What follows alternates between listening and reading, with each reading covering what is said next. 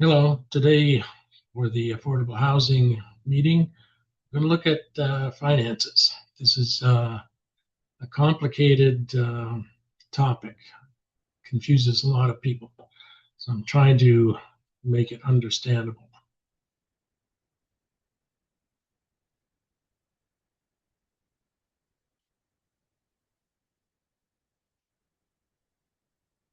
Oh, is that Nav I see there? Hey, Jim. How are you? Okay, so this is for backyard accessory residential or dwelling units, as the term Yeah. is. So I looked at what would happen in a typical lot such as mine hmm in Burlington under the current rules, um, and things keep changing. I just saw in the news today, Premier Ford is going to be offering um, a elimination of HST on the purchase of any new home, not just for new home buyers, but for any new home, which would include anything under a million, such Hmm. as these units. So in this case, there are certain zoning regulations as well as building code requirements. So in terms of zoning, that determines the size of unit you can build, setbacks and whatnot. So in the new bylaw in Burlington, which I think just gets final approval today after I think it was a 20-day appeal period. It was passed by council a couple of weeks ago. Say it again. Uh, the new zoning bylaw in Burlington was passed 2 weeks ago, and there was a 20-day appeal period, which I think is up either today or tomorrow. So now you can build up to 45% of your lot footprint. Okay. Um, when I built my house, I was limited to 27%. So I'm basically allowed to do almost twice as much. But there is a limit that any accessory dwelling unit, a detached building, cannot be more than 80 meters squared, which is 861 square feet. So in my case, I looked at both two options. The biggest I could do, 860, and that's the outside dimensions, not inside, hmm which would be a two-bedroom and one bath. And then a very small one, it's called a studio with no bedroom. It's either a Murphy bed or a sofa bed and one bath. And this is what Habitat for Humanity has on display across the street from where Vishra lives. So Vishra went and took some video and showed me it. So I'm looking at that as well. And the No, previous videos, definitely. I'll go I and take a looked, look for that. For that. yeah. So previous to that, I had looked at what kind of construction would be the most cost effective, looking at these panels, either wood or metal or combination and foam panels versus the standard stick frame construction. Hmm. So I concluded stick frame is the most cost effective for a number of reasons, mainly because a lot of lots are heavily treed and there's small access and there may be two-story buildings, and to try to lift a finished tiny home into a backyard with a crane is just cost prohibitive. So, and in this case, there's not enough sun to consider solar, so solar is not What included. kind of foundation would this be on? We're looking at concrete piers, or what are called helical piles. So you drill 6 or 8 holes in the ground down 4 feet to frost level, and then pour a concrete post, and then set the building on that. Or as I say, these helical uh, piers are like a big auger you just screw in, so you don't have to dig a hole first. There's a machine that screws them in, and then you mount your you're building on top of that. So when you say, so are those steel or concrete? Yes. If you use when I built my deck, you can dig a round hole, and put in a concrete post, and then you put a metal bracket on top of that, and then you put your wood framing, your joists and whatnot onto those metal brackets. Now, does it matter? Okay, you have, let's say, four posts on the four corners, and would there be something in the middle to support it as well? The structure? Yes, depending on the dimensions and the size of your beams, you optimize the number of posts versus the size of the beams. I think typically you would have the posts about every 10 feet. So if we're looking at something 40 feet long by 20 feet wide, you'd have 369, about 15 posts, something like that, Hmm. 12 maybe. And then Um, what kind of beams on top? well, again, that could be either metal or it could be wood framing. There are various options. So there are previous videos showing what some of that construction looks like. So I wanted to kind of focus on financing here.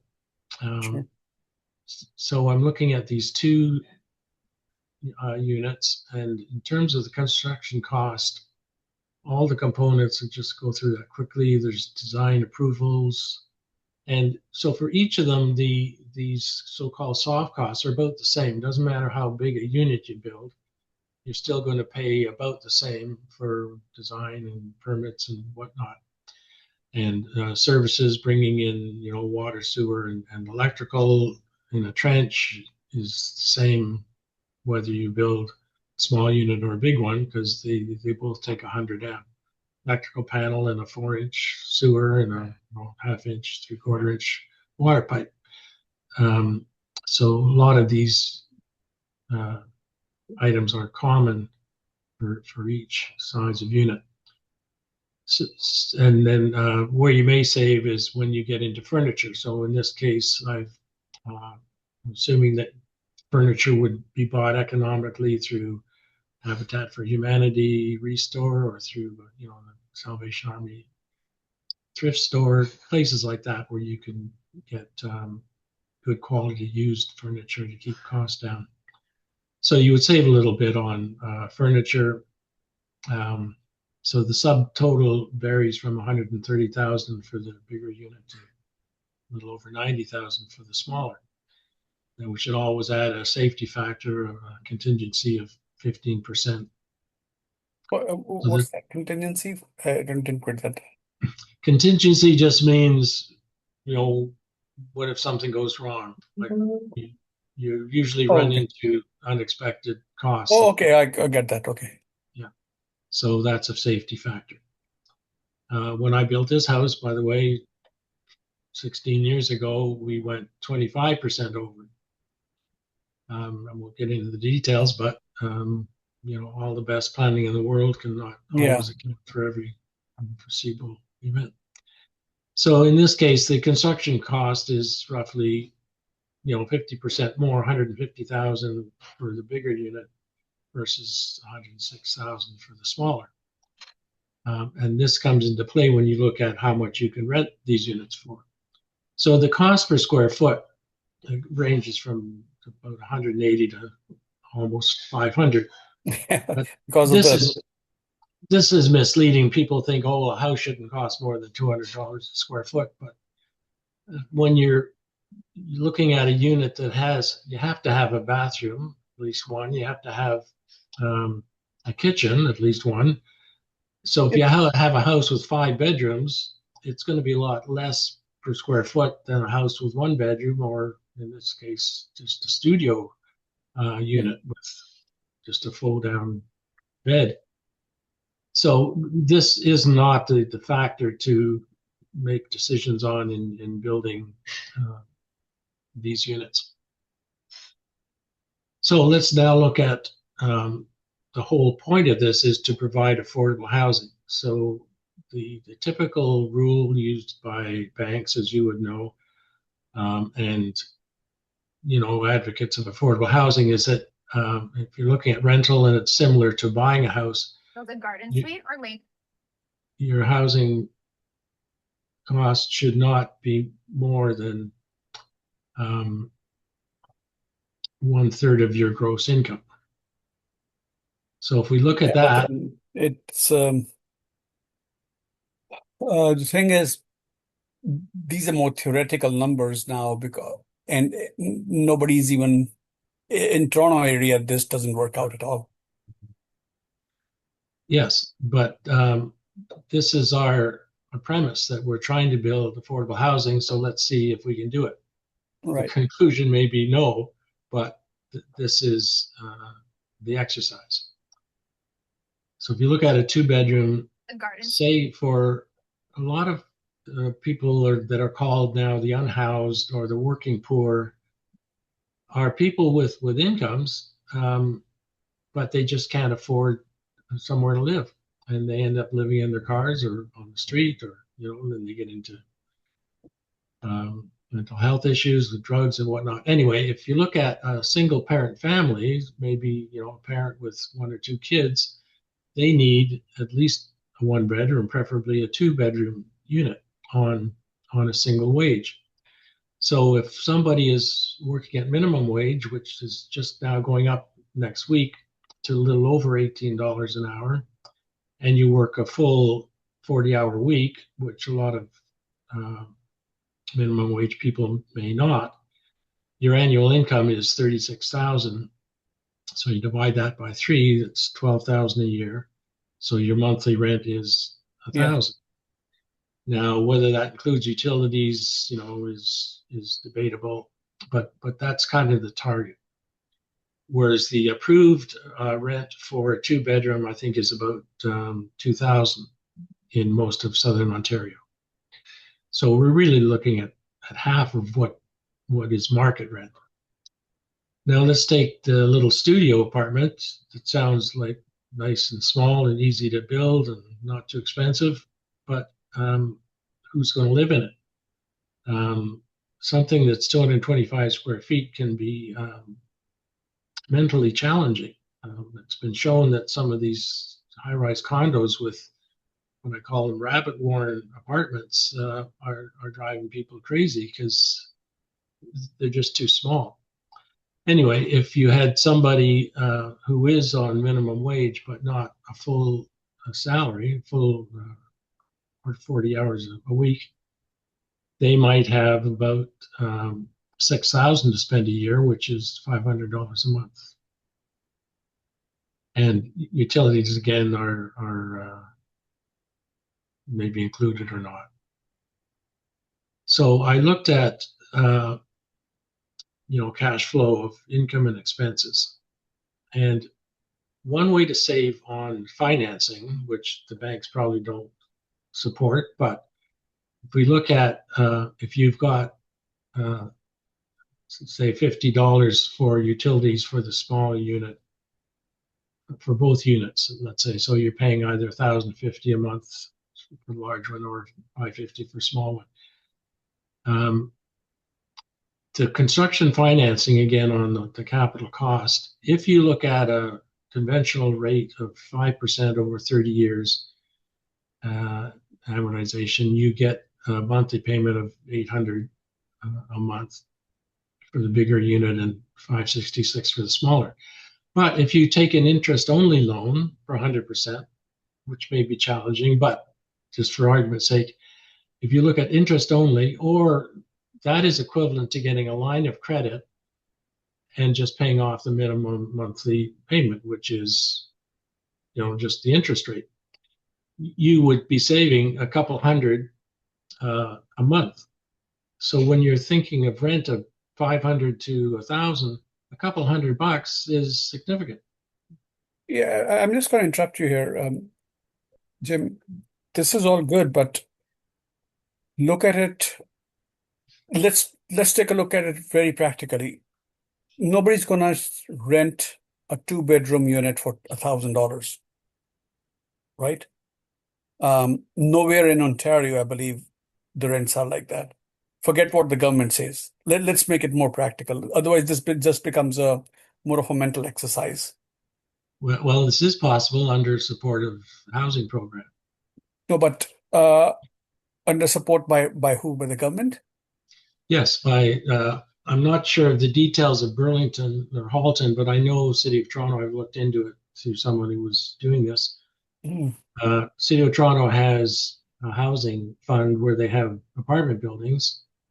They just don't have enough buildings for the need. So they will partner with for-profit landlords to house the people who qualify, and the people pay what they can afford, and the city tops up the rent to market rent for the landlord. Okay. So If the everybody's city's going to happy. top up, so I'm just going to interrupt you. If the city's going to top up the market rent, I think that your calculations should include that, because looking at it from anyone who wants to develop, you know, uh, let's say you have a backyard and you are able to do that.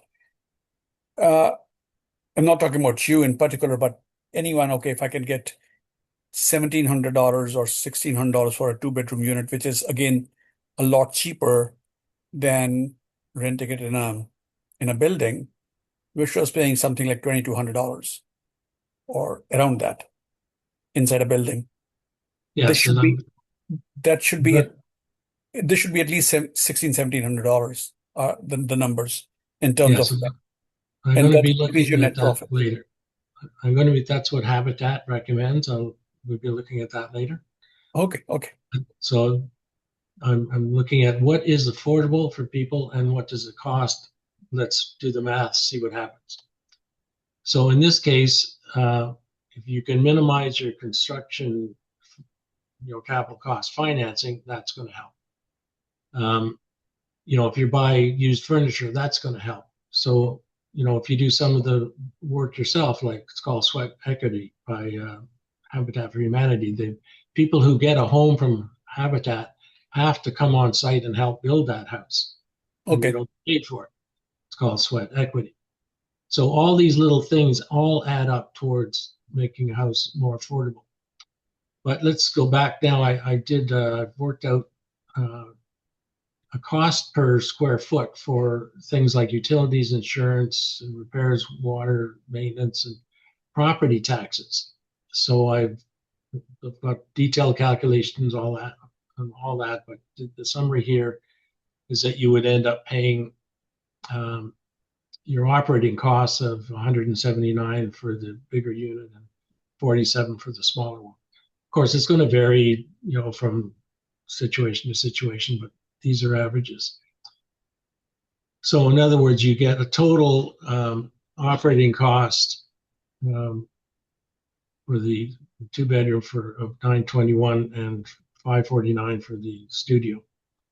So when you look at this profit, you're making 129 a month on the 2-bedroom, which is 1,500 a year. So you're not going to get rich on this, but you're not going to go broke. On the smaller unit, again, this is what Habitat is offering.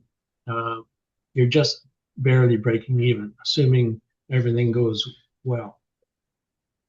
Question. So let's just leave that. Sorry. This thing just came in my mind. In the cost of construction, did you include the connection to sewerage and all that?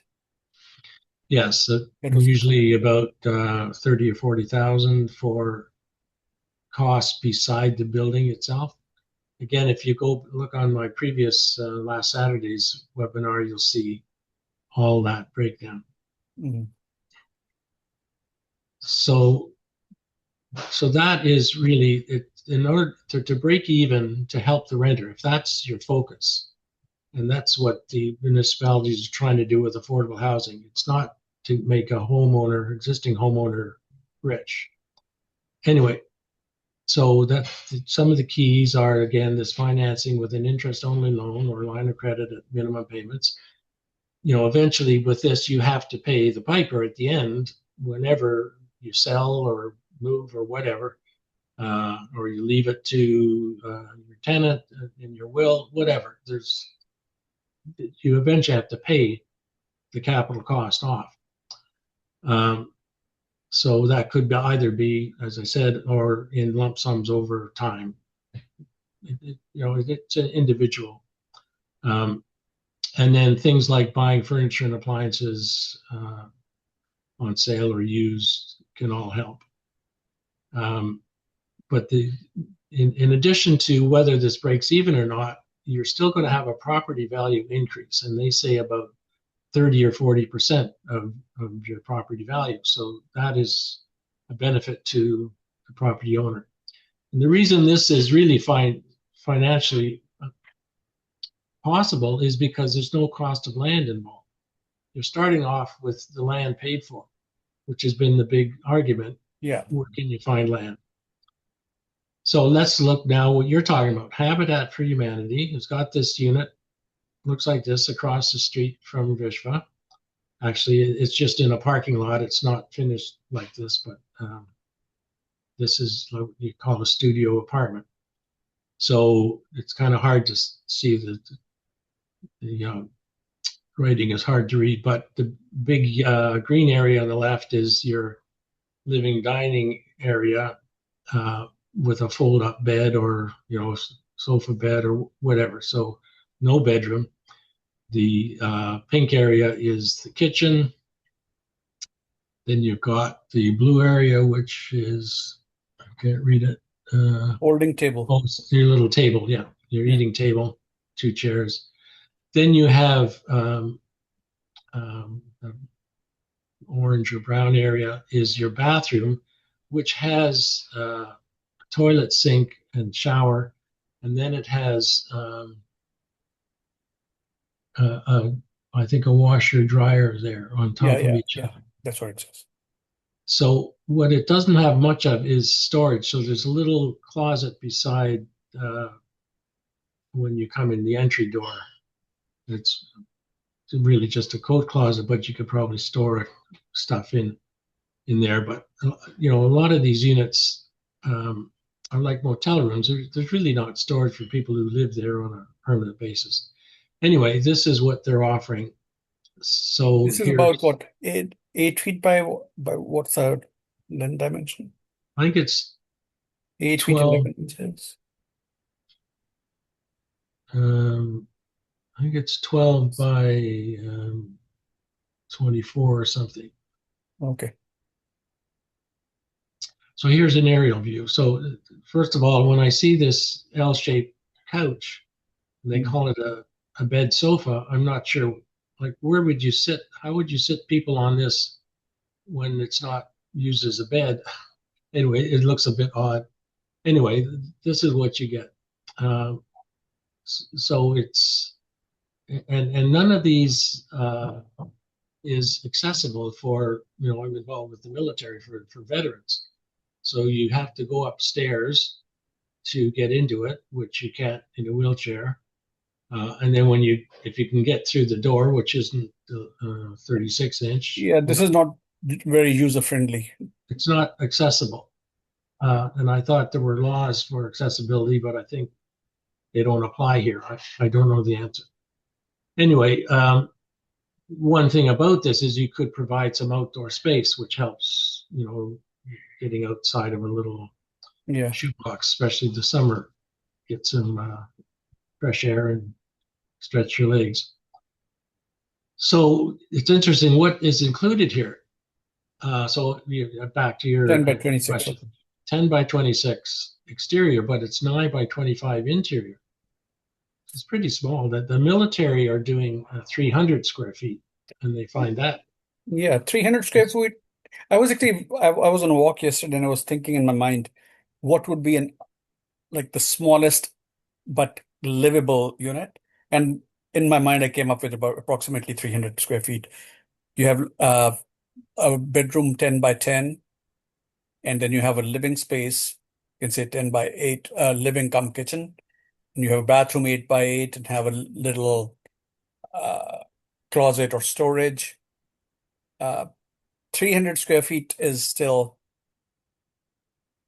would be a Yes, little bit more and I've comfortable. I've Yeah. got drawings of 20 different models that are available. So City of Burlington recommends a company that comes in and does all this.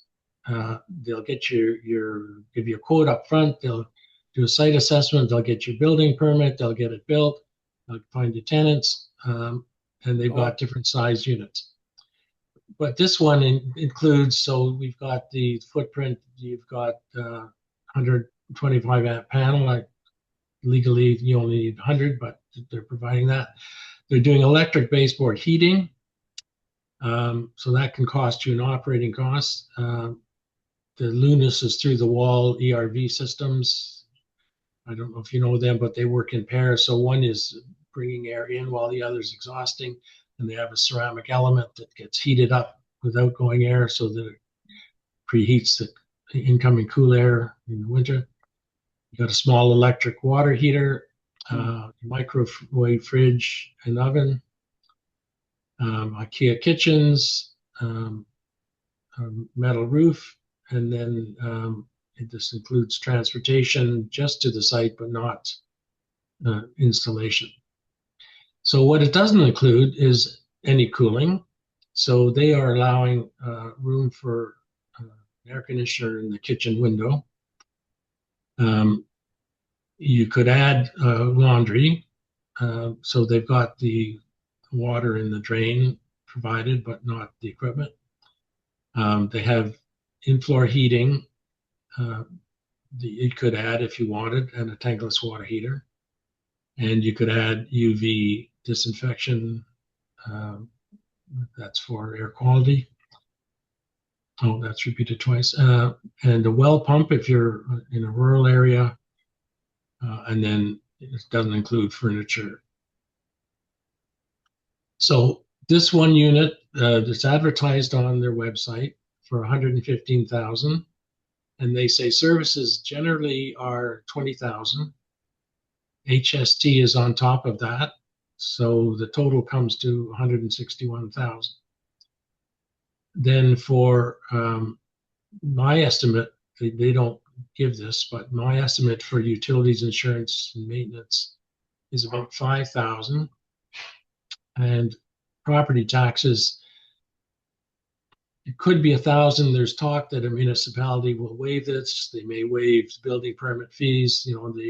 They may give you a break. Burlington was giving you $90,000 towards building one of these, and they just canceled the program. Hamilton still has it. I think Mississauga has it. How much? So 90,000? there are some programs. And so this is back to your question. They say the average rent for mainly this is kind of the Halton GTA area is 18,000. So it varies, 1,000 up or down depending Yeah. just what municipality you're in. So that's obviously a lot different than my $500. So remember, at $500, I was saying that was just break even. So the homeowner is doing this purely on the long-term gain of the building over time, not on a cash flow basis. So they now look at return on investment, which you would know from banking is a questionable term, a metric to use. And a lot of people don't understand it. They usually just call it ROI and don't know what it means. Typically, it's kind of the flip side of payback. But if you do it properly, if you look on Excel how to do it, it's called internal rate of return. And it's an annual calculation for the lifetime of the investment. Anyway, they are saying if you have no incentives from the government, like this $90,000, you will break even in 6 years. But you're not providing affordable housing, you're providing market rent. So it's interesting that Habitat is offering this to the general public to get people rich instead of helping the poor. But I'm not going to comment on that. This is what they present. Then they say, well, what if you get incentives? You can break even in 3 years. Now, maybe you can explain to me, Nav, after 10 years, you have a 567% ROI. Explain that to me. What does that mean in my pocket? I, I don't know how they come up with that number, but I'm assuming, let's say you put in 100,000, and that's $18,000 according to them. What was the cost of the first one? 100, they said 115,000, but that's 115. without, So they didn't 18,000 include the, divided by 150. I'm just going to do a rough calculation here. So that's about 15.6% return over 1 year times.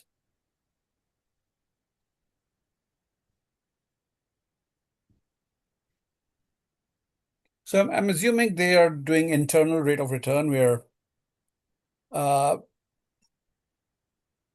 cash, I don't know if they're taking cash on cash return, but essentially you're getting an 18% return on your money. And with that, you double your money in 4 years. Divide that by 72. 8%. Divide that by 18. Yeah, 4 years. So essentially, your house gets paid off in 4 years. Or does it? No, it gets doubled. So if you invested 100,000 and you're getting 18% return on that, you're essentially doubling your money every 4 years. I don't know how they come up with the 567. yeah, and I found this very confusing. I've been using, I'm trying to reduce this screen This is now. something, can work on your own. But now, who funds Habitat of Humanity? It's a charity. Yeah. Um, the thing with, from what you mentioned, it's, if you really boil it down, as you said, it's the land, it's you, a person is kind of capitalizing on their land, which is already paid for. You, for example, if you were to build something on your backyard, which your cost is going to be, let's say, everything in 150,000, for example, you can easily rent that unit for 16 to $1,800, depending on that. So since you do not have your and if, let's say, on the lower end you're doing it for $1,500, that's $18,000 return on 100. Divide that by, and you're putting in 150,000. I'm just expanding that. That's about 12% return, ongoing That's it. forever. Yeah. Um, so are you still seeing my presentation? Because I, Yeah, yeah, yeah. and did you So see me enlarging the participants? I don't know how to make this small again. Um, anyway, I don't want to end the meeting by mistake. Anyway, so let's continue on yeah, because everybody is confused about ROI and IRR and net present value. So I looked at this. So I'm saying, what is ROI? And it stands for return on investment.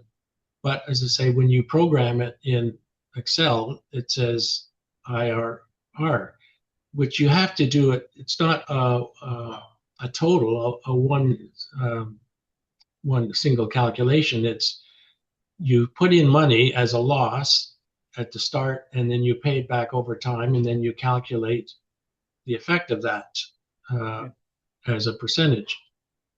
So what Habitat was doing was they were doing this on a yearly basis, which to me is somewhat confusing. Anyway, uh, Mm. now the other term a lot of people use is simple payback. So simple payback tells you how long it takes to get your cash back, kind of like what you were talking about. And for this type of investment, it usually takes a long time. So people don't like to use it because it turns people off. So they say, oh, the ROI is great. Yeah. But IRR tells you how efficiently your money is working over time. And that's still confusing for most people. So I'm trying to look at it a little more simply. So if you have a 30-year mortgage, um, this is AI. I don't even think that you should have this slide at all, because this makes it so unattractive. 98 isn't it? Yes, well, that's why. So I've got now a 10-page art document where I Googled Copilot and asked, explain all this ROI and simple This payback. this And, is no, this is like so, this slide shouldn't even be there. well, but it's a fact of life. No, but So, it's not. Because if it's a fact of life from renting out a two-bedroom unit for $1,000, that's not a fact of life. So it doesn't make any sense. okay, so this is what AI is telling me, that people don't like to use the term simple payback when investing in real estate. Yeah. No, maybe, if you're going to buy a But car, simple no, payback, and you're a but here's the taxi thing, driver. Jim. This can be read if you were to calculate it with the market rent. This becomes very, very attractive. The Yes, well, fact is that again, the fact is you're taking $1,000, which is you can get a studio for that amount of money. Single rooms here are going for $600-700. yes, and they're not affordable. Anyway, let's continue this. So look at the small unit that Habitat offers to people. They're saying um, the unit costs 115. They didn't include the services and the HST. So the income is 18,000. So if you do a mortgage, again, a conventional bank mortgage, 30 years, 5%, you'd be paying 10,200 a month.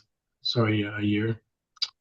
Um, and then you should allow utilities, insurance, maintenance, and property taxes. So your profit is then 1,800 a month.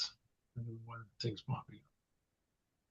So I've got an Excel spreadsheet on doing IRR. So I used to do this when I was doing solar farm, multi-million dollar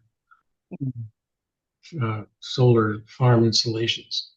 So I learned how to do all of this. There's a government program uh, for renewable energy projects where they show you how to do all financial calculations. Anyway, I modified that for this. So again, simple payback, 89 years. Nobody wants to hear that. This is a proper way to do IRR. You start off with a loss, whatever you put out, in this case 161,000, and then you pay it back with your 1,800 a year. So this ends up, because it's so hard to see, I enlarged it. The bottom line is an IRR of negative 6%. Yeah. Negative, not 537 in 10 years. But This is Jim, you need to get this, all these figures. You need to, if you're going to present this anywhere, it doesn't it makes it so unattractive, which is the opposite of what we are trying to do. A couple of things that I would change, just cutting short here. Do a conventional mortgage of 25 years where you're paying off the principal and take market rent. That would make the presentation at least more realistic, rather than right now it's more of a um,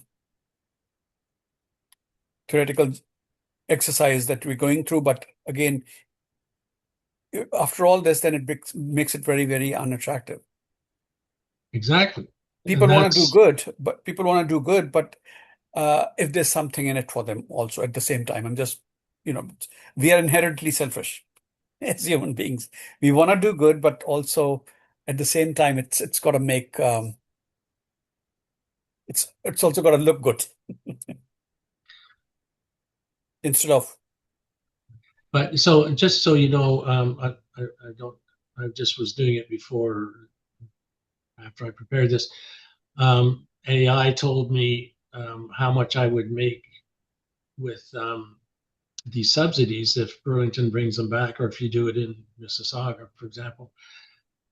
You would you make this 537% a return. And I said, well, do the municipalities allow you to charge market rent to get the $95,000 incentive? Then it comes back to me, says, no, they won't. You have to charge 80% of market rent to get the incentive.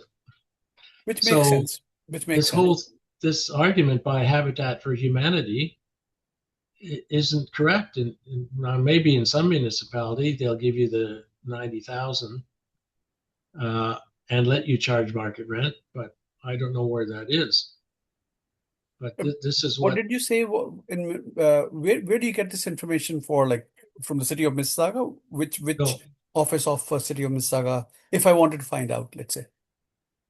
Um, yeah, just type in on Google what does City of Mississauga offer for incentives for affordable housing. There's a company in the Toronto area that offers to provide and install accessory dwelling units called Resumate. So I looked at their approach. As you can see in the first slide, they do an initial assessment to see what is required. Their calculator determines what is the maximum size of unit you can put on your property.